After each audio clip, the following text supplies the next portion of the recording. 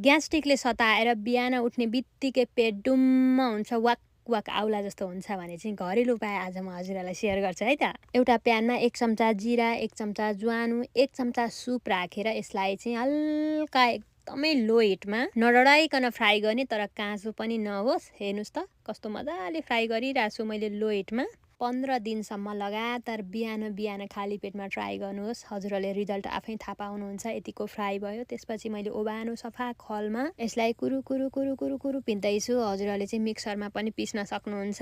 यसलाई एकदमै धेरै मसिनै बनाउनु पर्छ भन्ने पनि छैन। लगभग यतिको पिँधिएपछि मैले एउटा सानो बलमा चाहिँ बिरे नुन राखेकी छु। त्यो बिरे नुनमाथि चाहिँ ज्वानो, जिरा र यो सुपको धुलोलाई राम्ररी मिसाउने। त्यसपछि हेर्नुहोस् त यतिको पाउडर बन्छ।